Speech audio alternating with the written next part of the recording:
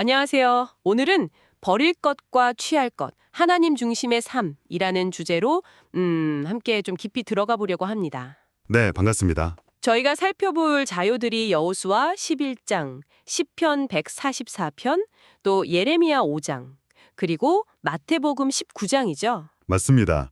이 네 본문을 통해서요. 네, 이 본문들을 통해서 그리스도인으로서 무엇을 이렇게 꽉 붙잡고 또 어떤 것은 좀 과감히 내려놓아야 하는지 그 기준에 대한 통찰을 나눠보면 좋겠습니다. 네, 아주 중요한 주제죠. 자, 바로 시작해 볼까요? 첫 번째로 여호수아 11장인데요. 여기서는 하나님의 명령은 반드시 취해야 한다 이렇게 강조되는 것 같아요. 네, 맞아요. 여호수아 11장 15절을 보면 그 여호수아가 하나님께서 모세에게 명령하신 것을 하나도 빠짐없이 그대로 행했다. 이 부분이 참 인상적이거든요. 아, 정말이요? 하나도 빠짐없이요. 네, 이게 그냥 땅 따먹기 전쟁이 아니라 죄악으로 물든 가나안 땅을 정화하고 또 하나님의 다스리심, 그러니까 그분의 주권을 세우는 과정이었기 때문에 그렇습니다. 아하, 의미가 더 깊군요. 그렇죠. 그래서 때로는 이게 인간적으로 볼 때 좀 이해하기 힘든 명령일 수도 있잖아요. 네, 그럴 수 있죠. 그럼에도 불구하고 온전히 순종하는 것. 그게 핵심이었고 결국 그 순종이 완전한 승리로 이어졌다는 겁니다. 그 완전한 순종이라는 말이 참, 와, 닿네요. 특히 명령들이 때로는 좀 가혹하게 느껴질 수도 있었을 텐데 말이죠. 네, 그렇죠. 그럼 오늘날 우리 삶에서는요, 받아들이기 어려운 어떤 원칙이나 가르침을 만났을 때 이 여호수아의 태도를 어떻게 적용해 볼 수 있을까요? 뭐 무조건적인 순종만이 답인가요? 음, 좋은 질문이십니다. 여기서 핵심은요.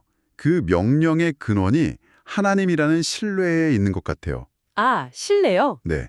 여호수아의 순종은 그냥 맹목적인 게 아니라 이끄시는 분, 그러니까 하나님에 대한 깊은 신뢰에서 나온 거죠. 네. 이건 우리에게도 마찬가지로 하나님의 선하심과 지혜를 믿고 그분의 뜻을 따르려는 자세를 요구하는 것 같아요. 물론 그 뜻을 분별하는 지혜도 필요하고요. 네, 그렇군요. 이 붙잡음은 또 시편 144편하고도 연결이 되는데요. 아, 시편 144편이요. 거기선 다윗이 인간 존재가 얼마나 덧없는지를 노래하지 않습니까? 네, 맞아요. 사람은 헛것 같고 그의 날은 지나가는 그림자 같다. 그 구절이죠. 들으면 정말 좀 허무하게 느껴질 수도 있는데 여기서 우리가 붙잡아야 할 건 뭘까요? 바로 그 덧없음 속에서 유일하게 변치 않는 분, 바로 하나님 자신입니다. 하나님 자신. 네. 다윗은 인생이 얼마나 허무한지 알았기 때문에 오히려 더 하나님만이 영원한 반석이고 피난처라고 고백하는 거죠. 시편 144편 1절 2절에 잘 나와 있거든요. 그렇군요. 세상 모든 것이 뭐랄까 연기처럼 사라지고 흔들릴 때 우리가 정말 굳게 붙잡아야 할 단 하나의 실제는 하나님이라는 겁니다. 여호수아가 하나님의 명령을 붙잡았다면 다윗은 하나님 자신을 붙잡았다. 이렇게 볼 수 있겠네요. 아, 모든 게 변하는 세상에서 변치 않는 하나님을 붙잡는다. 그게 삶에 흔들리지 않는 기준점이 된다는 말씀이시네요. 네, 바로 그거죠. 그런데 이렇게 하나님을 굳게 붙잡는 믿음은 구체적으로 우리 삶에서 어떻게 드러나야 할까요? 혹시 예레미야 5장이 이 부분을 다루나요? 맞습니다. 예레미야 5장 1절은 좀 충격적이기까지 하죠. 어떤 내용인데요? 하나님께서 예루살렘 온 거리를 다니면서 정의를 행하고 진리를 구하는 사람 단 한 명이라도 찾으면 그 도시 전체를 용서하시겠다고 하시는 거예요. 단 한 사람이요? 와. 네, 여기서 중요한 것은 그 한 사람이 보여줘야 할 모습이 바로 정의와 진리의 실천이라는 점입니다. 아, 그러니까 그냥 마음으로만 믿는 게 아니라 실제 행동으로 보여지는 거군요. 그렇죠. 당시 사람들은 불의하고 거짓되게 살았으니 하나님이 찾으시는 모습과는 정반대였던 거죠. 그럼 여기서 말하는 정의와 진리는 구체적으로 어떤 삶의 태도를 말하는 걸까요? 그냥 형식적인 종교 활동이 아니고요.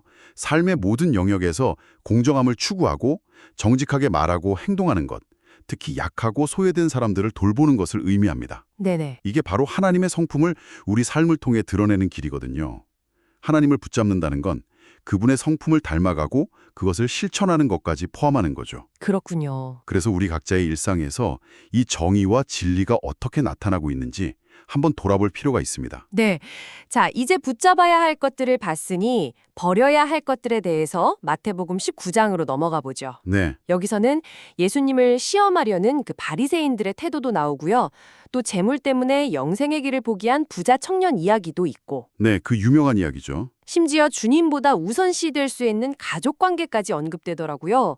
버려야 할 목록이 꽤 도전적인데요. 네, 그렇죠. 여기서 버린다는 것은 단순히 물리적으로 뭘 포기한다 이런 차원 이상입니다. 아, 그래요? 네, 더 깊은 차원에서 우리 마음의 중심에서 그것들에 대한 집착을 내려놓는 거예요. 재물이든 인간 관계든 아니면 뭐 자신의 의나 지위든 그 어떤 것도 하나님보다 위에 둘 수 없다는 선언인 셈이죠. 마음의 집착을 버리는 것. 네, 여호수아가 하나님의 명령을 따르기 위해 인간적인 계산 같은 걸 버렸듯이 우리도 하나님을 따르기 위해서 세상적인 가치나 애착 같은 것들을 버릴 준비가 되어야 한다는 겁니다. 아, 그렇게 또 연결이 되는군요. 여호수아의 취함이 어떻게 보면 급진적인 순종이었다면 이 마태복음의 버림은 급진적인 포기, 그러니까 우선순위를 완전히 다시 세우라는 요구네요. 정확합니다.